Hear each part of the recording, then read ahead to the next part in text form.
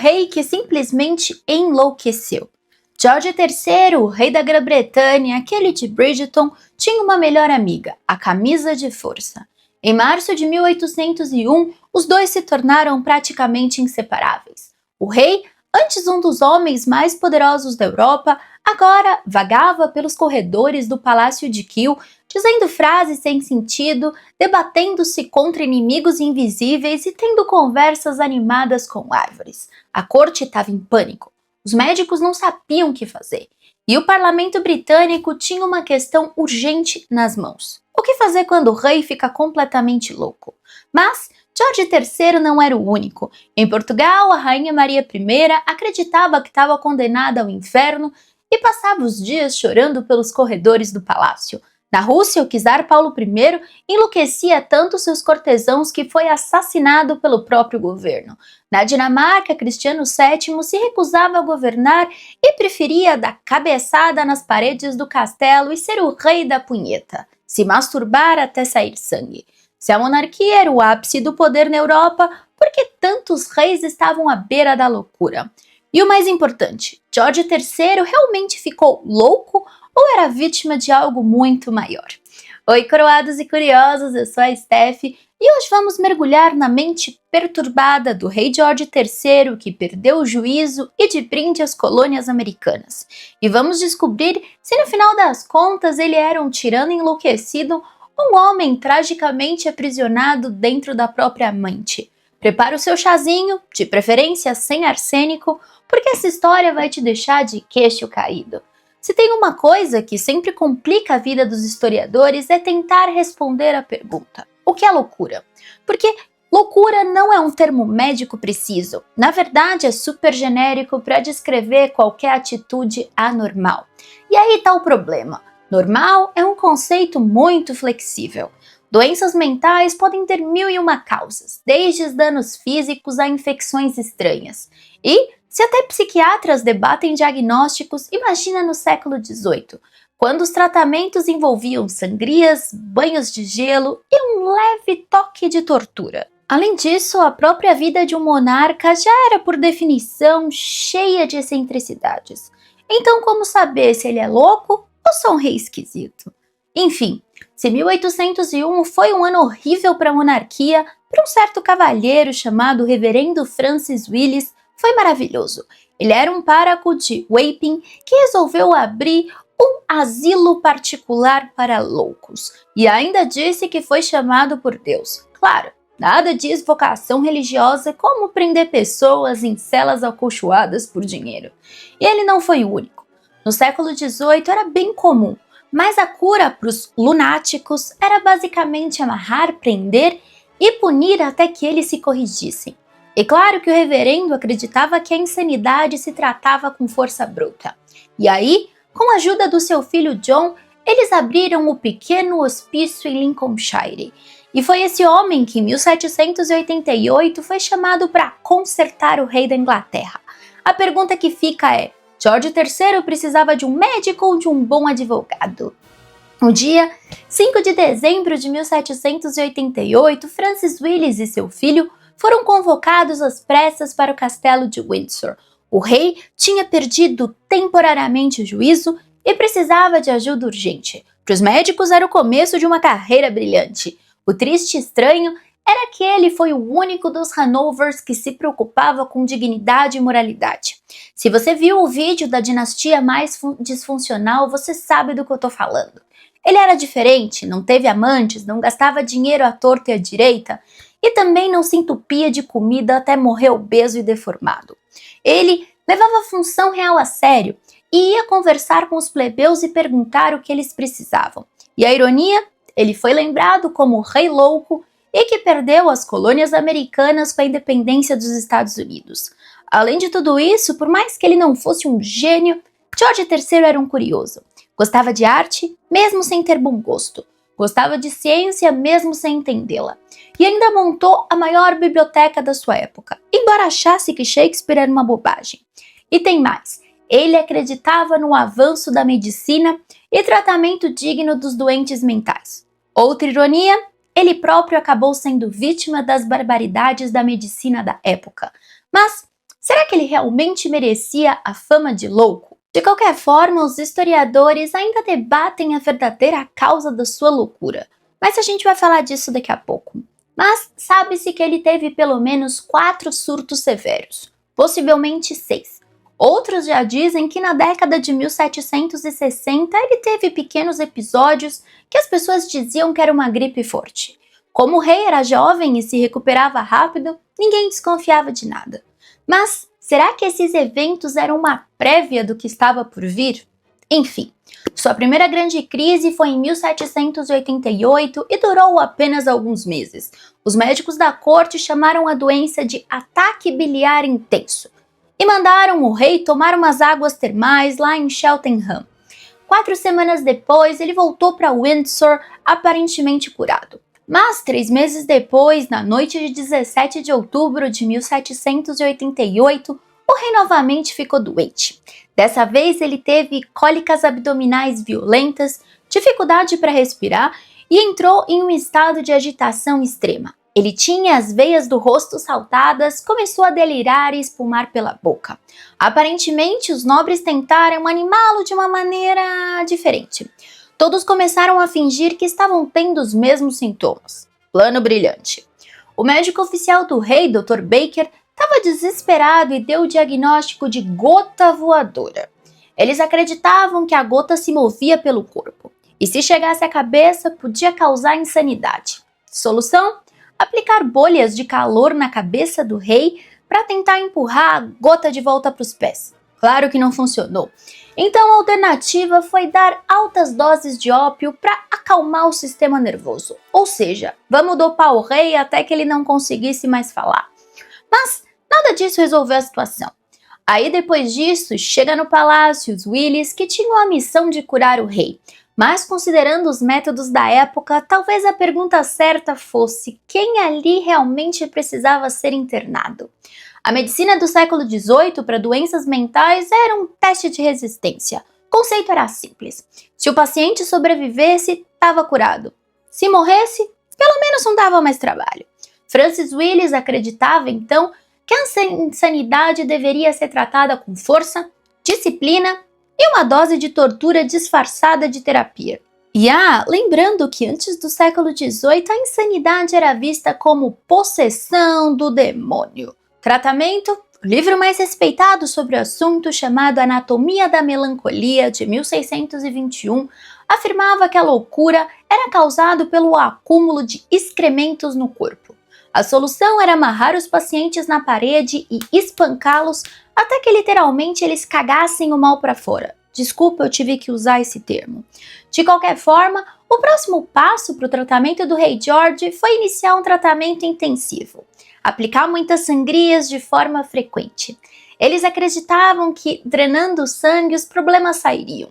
Além disso, eles colocavam bolhas artificiais na pele do rei, usando substâncias químicas que faziam seu corpo encher de feridas dolorosas. A lógica era que os humores ruins sairiam junto com o pus. E claro, quando o rei resistia ao tratamento, protocolo simples. Amarre-o numa cadeira de contenção e espere que ele fique calmo por livre e espontânea vontade. O que podia dar errado? A cada novo procedimento, George III piorava. E não demorou para que ele começasse a ter muito medo dos médicos. Mas era compreensível. Ele começou a chamá-los de meus carrascos particulares. E os outros médicos da corte? Eles achavam que os Willis eram charlatões, mas ninguém tinha uma alternativa melhor. Se os Willis não torturassem o rei, outro grupo de médicos faria. Então, foi nessa época que começaram a circular histórias bizarras sobre o comportamento do George III.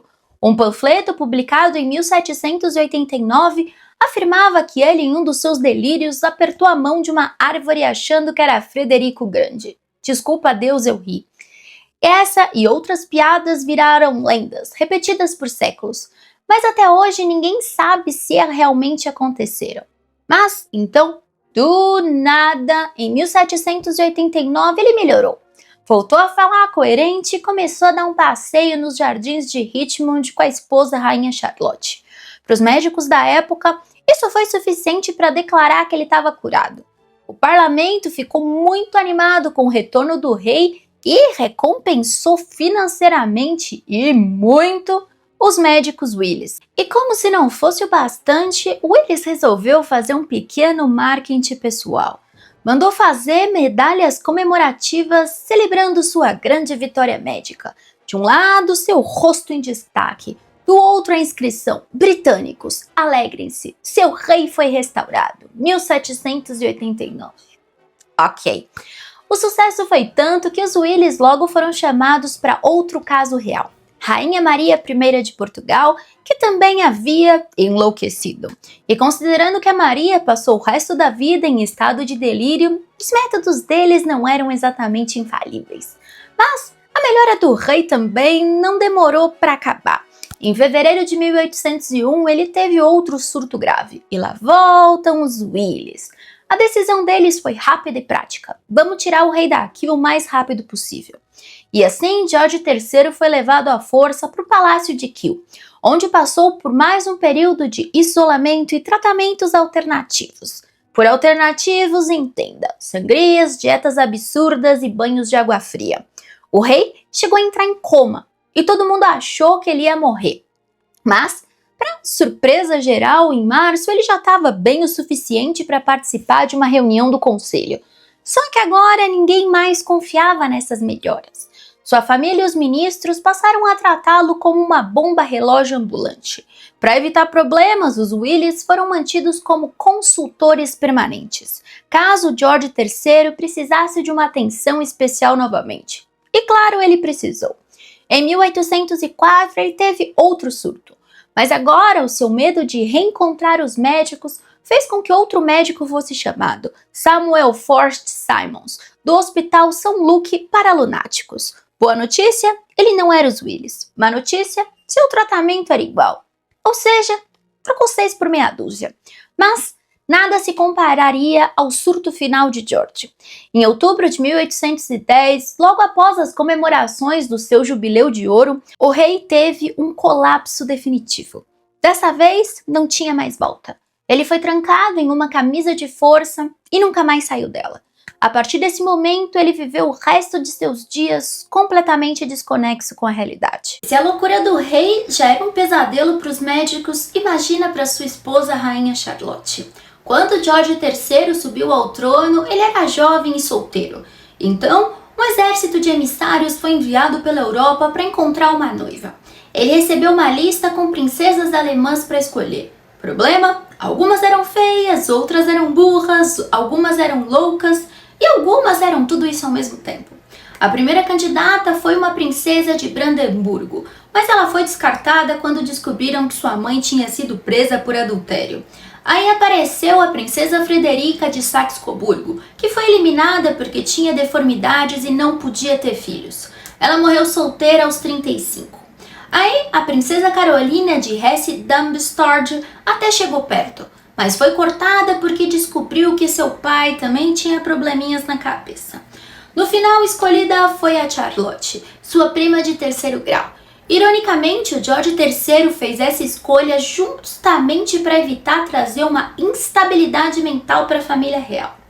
Ironia do destino. A rainha Charlotte nunca foi uma mulher muito querida pelo povo. Quando chegou à Inglaterra, os londrinos a apelidaram de cara de pug. Quando ela perguntou o que significava, alguém traduziu de forma criativa. Significa Deus abençoe sua majestade. Mas George III parecia realmente gostar dela. Pelo menos até a loucura destruiu o casamento dos dois. Não era aquele conto de fadas de Bridgerton. O escritor Horácio Walpole foi o único que elogiou a aparência da rainha. O brilho da sua feiura está começando a desbotar. Cavaleiro... Aí um dia, o George III estava passeando de carruagem com a rainha por um campo de nabos quando a carruagem virou. A rainha bateu o rosto e quebrou o nariz. Surpreendentemente, os cortesãos acharam que isso melhorou sua aparência. Que glow-up estranho. Enfim, apesar da aparência pouco convencional, o George III e a Charlotte tiveram um casamento bem intenso na cama. Pelo menos até o rei enlouquecer. Charlotte era uma mulher delicada e de estrutura pequena, mas mesmo assim teve 15 filhos. E depois disso, claro, a saúde da rainha foi se deteriorando rapidamente. Afinal, na época, mulheres só serviam para isso, não é mesmo? Então veio a loucura do rei, que acabou com seu espírito de vez. Aos 44 anos, a Charlotte já estava completamente grisalha. Ela parecia 20 anos mais velha do que sua idade real.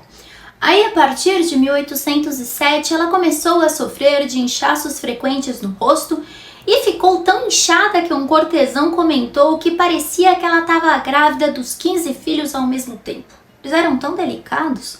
Nos primeiros surtos do rei, a Charlotte ficava preocupada. Depois ela ficou apavorada. Aos poucos passou a evitá-lo. De dia, recusava-se a ficar sozinha com ele. À noite, mudou seu quarto o mais distante possível e trancava a porta. E quando o rei finalmente foi trancafiado em Kew, acredito que ela respirou aliviada. Em 1804, parou de falar com ele de vez. Nada romântico. Mas quer saber o mais engraçado? Enquanto a Charlotte se afastava, o George III começou a se apaixonar novamente por uma das damas de companhia da rainha, Lady Elizabeth Pembroke. Ele chegou até a escrever cartas de amor para ela, só que ela tinha 70 anos. Enfim, George III passou os últimos anos da vida cego, surdo e completamente isolado do mundo. Durante o dia, ele conversava com fantasmas de amigos mortos e aparecia nu para os criados, sem a maior noção do que estava fazendo. O homem, que já foi um rei popular e respeitado, terminou seus dias como uma sombra do que já fora. Mas será que ele era realmente louco ou vítima de um combo de genética ruim e médicos incompetentes? E o mais importante, será que a família real britânica realmente deixou esse passado para trás? Se George III já não tinha mais volta, sua família não estava exatamente tranquila. Se um rei enlouquecia, qual era a garantia de que isso não aconteceria com os outros? Ninguém sabia se a insanidade era hereditária, e essa dúvida criou uma paranoia silenciosa entre seus filhos, especialmente o mais velho, George, príncipe de Gales. O problema? George IV já não era um exemplo de equilíbrio emocional. Ele era um completo desastre ambulante. Amava festas, jogava compulsivamente, bebia como se não houvesse amanhã e, para completar, gastava dinheiro público sem a menor preocupação. Se havia alguém na linha de sucessão que definitivamente não deveria ser rei, era ele. Então, quando George III teve seu surto final em 1810, não tinha mais como esconder a situação. O parlamento precisou tomar uma decisão. Se o rei estava incapacitado, alguém precisava governar no lugar dele. Então, infelizmente, em 1811 foi criada a regência e o George IV assumiu o poder como príncipe regente. Resultado, ele era rei interino enquanto o pai não morria. Estava trancado em Windsor. E adivinha só, ele adorou a ideia, sempre quis poder absoluto e agora ele tinha tudo o que ele queria. Só que ele queria manter a vida antiga. Basicamente, o Reino Unido foi de um rei louco para um descontrolado. Enquanto isso, o velho rei George III continuava preso, completamente alheio ao que estava acontecendo no país.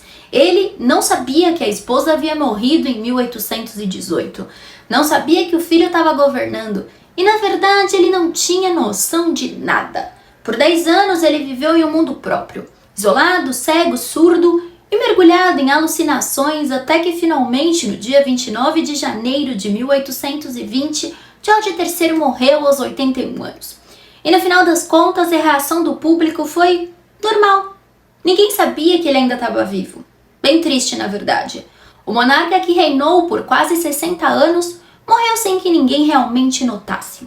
Mas, se tem algo que a gente pode dizer sobre George III, é que ele foi um rei cheio de contradições. Ele foi o único rei dos Hanover que levava o trabalho a sério, mas ficou conhecido como Rei Louco. Foi um monarca fiel à esposa, numa família de adúlteros compulsivos, mas teve seu casamento destruído pela insanidade. Foi um homem que acreditava no avanço da medicina, mas acabou vítima dos piores tratamentos possíveis. Ironicamente, seu legado não foi a loucura, mas que bom a resistência. No final de tudo, ele foi o rei que sobreviveu a tudo, até a si mesmo. Mas, afinal, o que realmente aconteceu com George III? Desde a sua morte, os historiadores e médicos tentam entender qual foi a verdadeira causa da sua loucura. Ao longo dos anos, várias teorias surgiram, algumas mais absurdas do que outras. primeira teoria veio logo no século XIX e dizia que o rei ficou louco porque não tinha uma amante. Segundo essa lógica, todos os outros hanovianos tinham casos extraconjugais e estavam mentalmente estáveis. Então esse era o problema do rei. Outra hipótese foi a que George III tinha um transtorno psiquiátrico grave. Durante mais de um século, acreditou-se que ele podia ser bipolar ou esquizofrênico.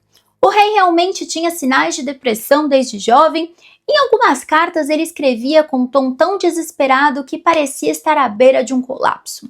Além disso, seus surtos envolviam períodos de euforia extrema, seguidos de colapsos profundos, o que podia indicar um transtorno de humor. Aí vem a teoria mais famosa, que surgiu em 1960, e ela dizia que George III não era louco, ele tinha porfiria, uma doença que pode afetar o sistema nervoso e causar alucinações, delírios, paralisia e dores abdominais intensas. E o detalhe mais curioso, a urina do rei era descrita como azulada ou escura, um dos sintomas clássicos da porfiria. O estudo ganhou tanta popularidade que eles passaram a procurar sinais de porfiria em outros membros da família real. Descobriram que vários tiveram sintomas semelhantes, incluindo a Rainha Vitória. E se a Rainha Vitória tinha porfiria, então o imperador William II alemão e o czar Nicolau II da Rússia podiam ter dado a condição.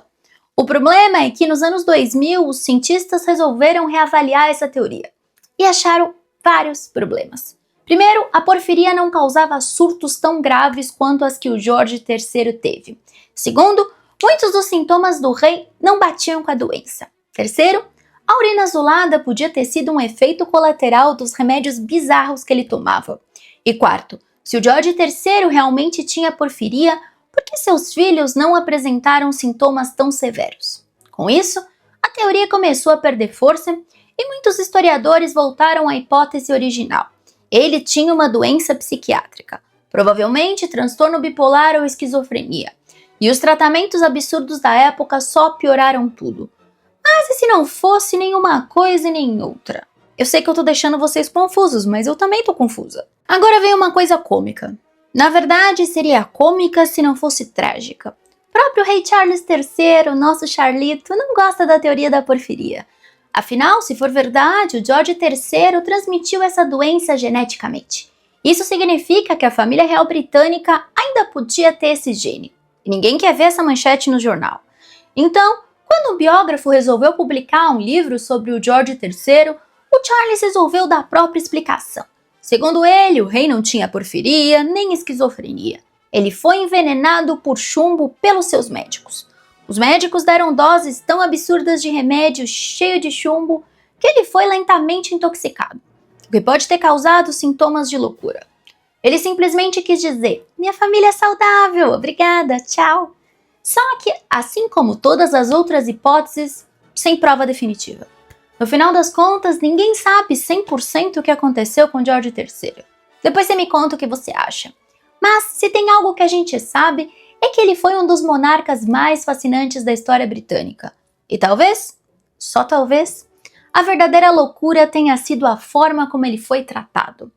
No final das contas, George III foi um rei louco ou a vítima perfeita para os tratamentos absurdos da época. Talvez, se tivesse nascido séculos depois, sua história teria sido bem diferente. Mas a verdade é que na monarquia, a linha entre ser excêntrico e ser insano foi muito fina. Pensando bem, será que a loucura estava nele ou no mundo ao seu redor? Hoje eu fui filosófica. Então, se você ainda não inscreveu-se no canal, essa é sua deixa. Aqui o cafezinho nunca esfria e as intrigas da história são sempre servidas quentinhas para você. Temos vídeos todos os dias às 8 horas da noite. Um beijo e eu te vejo amanhã.